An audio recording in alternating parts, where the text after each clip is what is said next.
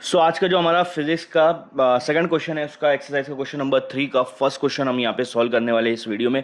अब देखो first question आपके सामने दिया है, solve the following problem, determine A vector cross B vector, मतलब क्रॉस वेक्टर से इसको सॉल्व करना है क्रॉस मल्टीप्लीकेशन से। और आपके पास दो वेक्टर दिया है, ए वेक्टर और बी वेक्टर। लेकिन अगर आप देखोगे ए वेक्टर में आपके दो ही कॉम्पोनेंट है, बी में भी दो ही कॉम्पोनेंट है, ठीक है। तो अब इसको क्रॉस मल्टीप्लीकेशन कैसे करेंगे? जैसे आपके पास ए वेक्टर हो गया, यहाँ पे क्रॉस बी वेक्टर हो गया। अब ए वेक्टर के कंपोनेंट्स में यहाँ पे लिखूंगा तो 2i प्लस 3j कैप यहाँ पे आ जाएगा, ठीक है। ये आपका ए वेक्टर हो गया।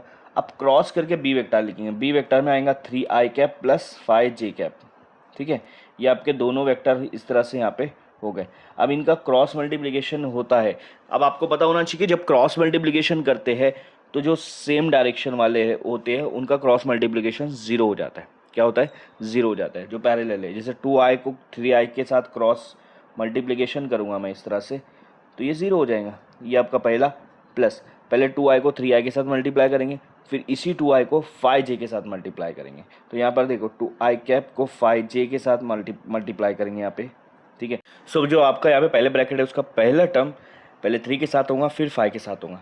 अब उसका जो दूसरा टर्म है 3j, ठीक है, 3j कैप, इसको पहले 3i कैप के साथ मल्टीप्लाई करेंगे क्रॉस मल्टीप्लाई। उसके बाद वही सेकंड वाला जो 3j कैप है उसको आप 5j कैप के साथ क्रॉस मल्टीप्लाई करेंगे। तो आपको एक चीज़ याद रख लेना है कि आई कैप क्रॉस आई कैप क्या होता है? जीरो। तो पहला टर्म पूरा जीरो हो जाएगा क्योंकि यहाँ पे दोनों डायरेक्शन सेम है, तो पहला जीरो हो जाएगा।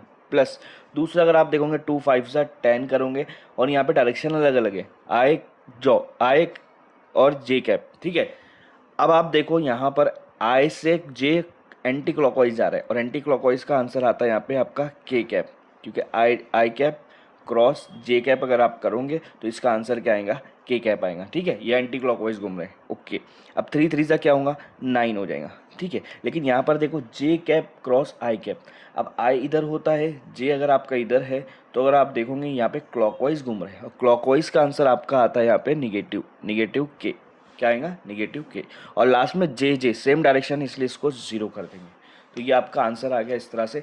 आई कैप क्रॉस जे कैप का के आ जाएगा, जे कैप क्रॉस आई कैप का आ जाएगा माइनस के। अब देखो ये जो जीरो हटा दो, यहाँ पे बचेगा 10 के कैप, ओके। प्लस और माइनस क्या हो जाएगा? माइनस, और यहाँ पे बच रहा है 9 के कैप। अब बताओ मुझे 10 के कैप में से 9 के कैप गया, कितना बचेगा आपके पास? 1 के कैप बचेगा, जो हम लोग सिर्फ के कैप भी लिख सकते हैं। तो ये आपका क्रॉस मल्टीप्लिकेशन आ गया ए वेक्टर और बी वेक्टर का के कैप। नेक्स्ट क्वेश्चन आपका क्वेश्चन नंबर 3 का सेकंड क्वेश्चन है। यहाँ पे बोला है कि 3 वेक्टर दिया आपको और ये तीनों वेक्टर म्यूचुअली परपेंडिकुलर है, ऐसा शो करना है, ऐसा बताना है कि ये तीनों एक दूसरे के म्यूचुअली परपेंडिकुलर है। अब एक चीज़ समझ लो, क्वेश्चन कभी भी आपका परपेंडिकुलर पे आया कि आपको दो वेक्टर को या तीन वेक्टर को बताना है कि ये म्यूचुअली परपेंडिकुलर है, तो इसमें आपको याद रखना है स्केलर प्रोडक्ट में परपेंडिकुलर मल्टीप्लिकेशन क्या होता है। जब स्केलर प्रोडक्ट होता है, जैसे अगर मैं, और इसको तीनों को एक साथ नहीं लेंगे, पहले ए और बी को हम चेक करेंगे क्या ए और बी एक दूसरे के परपेंडिकुलर है या नहीं है। तो आपको क्या करना पड़ेगा? ए वेक्टर को बी वेक्टर के साथ डॉट प्रोडक्ट करना पड़ेगा और इसका आंसर आएगा जीरो। ये हमको पता है। जीरो क्यों आएगा? क्योंकि ए वेक्टर और बी वेक्टर का डॉट प्रोडक्ट पे जीरो तभी आता है जब वो एक दूसरे से परपेंडिकुलर होंगे। तो आपको चेक करना है क्या इनके वैल्यू जीरो आ रहे हैं या नहीं आ रहे हैं, ठीक है। अब हम लोग इसको मल्टीप्लाई करके चेक करते हैं। ए वेक्टर आपके पास है 2i कैप, फिर उसके बाद है 3j कैप, फिर उसके बाद है 6k कैप, ओके, ठीक है। अब डॉट बी वेक्टर ले लेते। बी वेक्टर आएगा 3i cap minus 6j cap plus 2k cap. ये आपका दोनों ही वेक्टर आ गए यहाँ पर, है ना। अब आपको इसको मल्टीप्लाई करना है। अब जैसे कि हमने डॉट मल्टीप्लिकेशन कर रहे हैं तो आई को आई के साथ मल्टीप्लाई करेंगे, 2 3 से क्या हो जाएगा? 6, और आई कैप डॉट आई कैप क्या होता है? 1 हो जाता है, ठीक है। तो इसको मैं सिर्फ 6 लिखूंगा। उसके बाद 3j को 6j से मल्टीप्लाई करेंगे, बट 6 माइनस में है, 3 प्लस में है, तो प्लस माइनस होता है माइनस। 3 6 हो जाएगा 18, दोनों ही सेम डायरेक्शन में है, इसलिए यहाँ पे जे कैप डॉट जे कैप क्या हो जाएगा? 1 हो जाएगा। फिर 6 को 2 से मल्टीप्लाई करूँगा, 6 2 से क्या हो जाएगा? 12, ओके।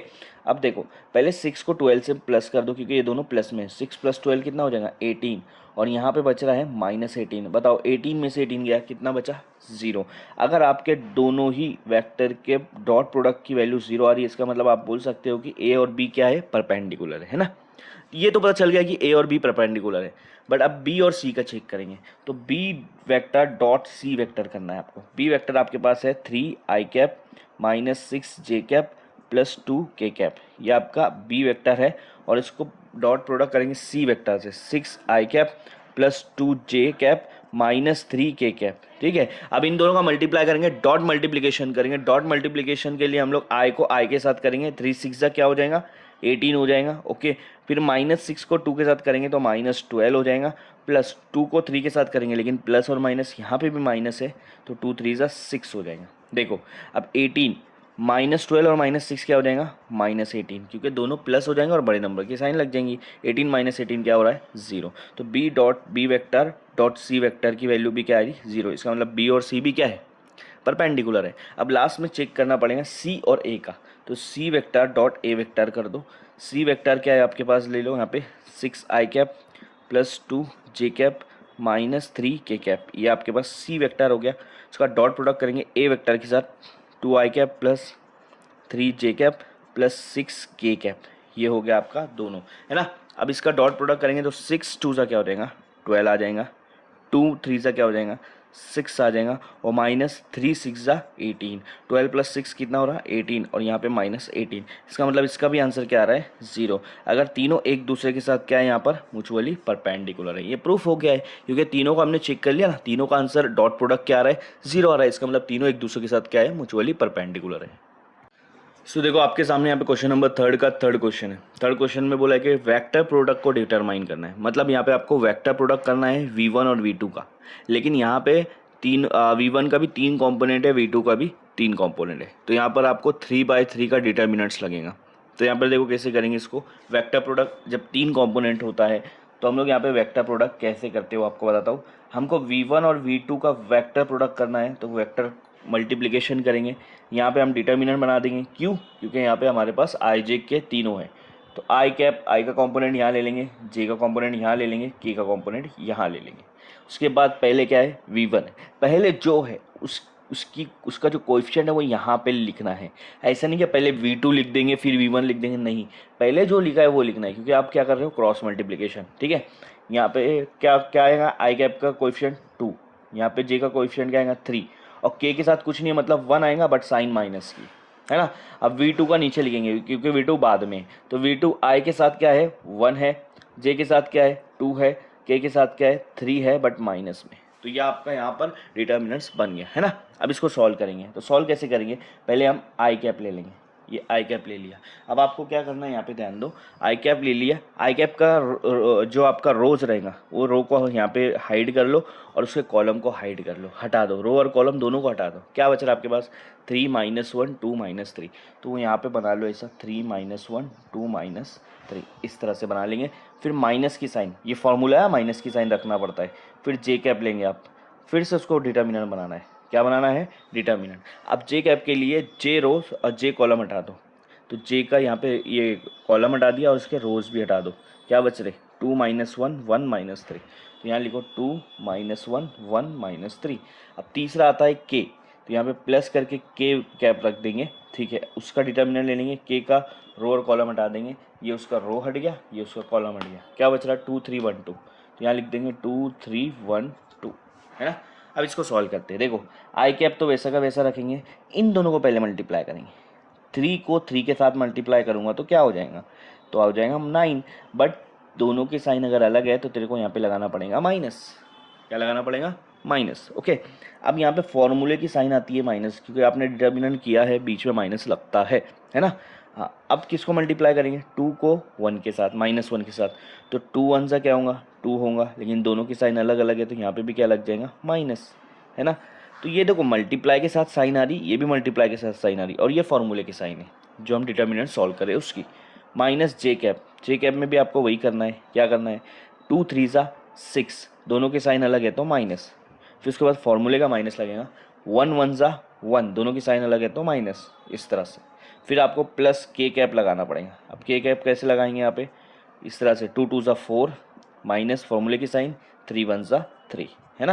हाँ, अब देखो इसको सॉल्व कैसे करेंगे, पहले वाला नंबर वैसे के वैसे लिख लो, पहले ये जो 2 साइन एक के बाद इन्हें उसको सॉल्व करेंगे। माइनस माइनस क्या होता है प्लस होता है, तो -9 + 2 ऐसे लिखना है, माइनस जे कैप, फिर उसके बाद क्या करेंगे यहाँ पे -6 रख देंगे, माइनस माइनस क्या हो जाएगा +1, ठीक है। उसके बाद इसको तो तुम डायरेक्ट भी सॉल्व कर सकता है, तो इसको इसी के इसी रहने दे, अभी एक साथ सॉल्व कर लेंगे इनको। अब देख -9 + 2 कितना होता है -7, तो आ गया तेरा -7 आई कैप। आई कैप हम बाद में लिखेंगे यहाँ पे। उसके बाद -j कैप हो गया -6 + 1, तो -6 + 1 का आंसर क्या आएगा -5। ये -5 और ये यहाँ का माइनस, ठीक है। उसके बाद 4 में से 3 गया तो कितना बचेगा 1, और यहाँ पे k कैप, ठीक है, 1 नहीं भी लिखे चलेगा। तो पहला तो सॉल्व हो गया -7 आई कैप, ये माइनस माइनस क्या होता है प्लस होता है, नंबर पहले लिखेंगे 5, उसके बाद आ जाएगा जी कैप और आखिरी में आ जाएगा के कैप। तो ये आपका वेक्टर प्रोडक्ट निकल गया -7 आई कैप + 5 जे कैप + के कैप, ये आपका फाइनल आंसर है। तो क्वेश्चन नंबर 3 का फोर्थ क्वेश्चन देखो क्या दिया है कि आपको दो वेक्टर दिया है और वो दो वेक्टर एक दूसरे के परपेंडिकुलर है, तो ए की वैल्यू आपको फाइंड आउट करनी है। सेम ये क्वेश्चन सेकंड नंबर की तरह है, सेकंड कैसे सॉल्व किया वैसे ही फोर्थ है, इजी क्वेश्चन है। पहले v1 और v2 वेक्टर मैं लिख लेता हूँ और याद रखना ये दोनों क्या है एक दूसरे के परपेंडिकुलर है। हाँ, तो v1 वेक्टर है 5 आई कैप + 2 जे कैप, v1 वेक्टर लिख लेता हूँ मैं 5 आई कैप + 2 जे कैप, हो गया। v2 वेक्टर भी लिख लेता हूँ मैं यहाँ पे, v2 वेक्टर क्या है आपके पास ए आई कैप -6 जे कैप, ये आपका v2 वेक्टर है। तो दो वेक्टर आपके पास आ गया, लेकिन यहाँ पर बोला है कि ये दोनों ही वेक्टर क्या है परपेंडिकुलर है। और एक चीज़ याद रखो, जब भी दो वेक्टर परपेंडिकुलर रहता है दिमाग में डाल लो कि इनका आपको क्या करना है डॉट प्रोडक्ट करना है, इनका आपको क्या करना है डॉट प्रोडक्ट करना है और उसका आंसर हमेशा क्या आएगा 0 आएगा। तो जब भी कोई दो वेक्टर परपेंडिकुलर है तो उनका डॉट प्रोडक्ट की वैल्यू क्या आएंगी 0 आएंगी। अब यहाँ पे डॉट प्रोडक्ट करेंगे, डॉट प्रोडक्ट कैसे करेंगे वी वाई का लिख लो, v1 का लिख दूंगा मैं 5 आई कैप + 2 जे कैप, ठीक है। उसके बाद यहाँ पर मैं डॉट लगाऊंगा और v2 वेक्टर लगाऊंगा, v2 वेक्टर क्या है ए आई कैप -6 जे कैप। अब इक्वल टू आंसर क्या है आपको पता है कि इसका आंसर क्या आने वाला है 0 आने वाला है क्योंकि परपेंडिकुलर है। तो देख अब डॉट कर रहे हैं तो आई को आई के साथ मल्टीप्लाई करेंगे, 5 को ए के साथ मल्टीप्लाई करेंगे, 5 × ए क्या हो जाएगा 5a हो जाएगा और आई 1 हो जाएगा।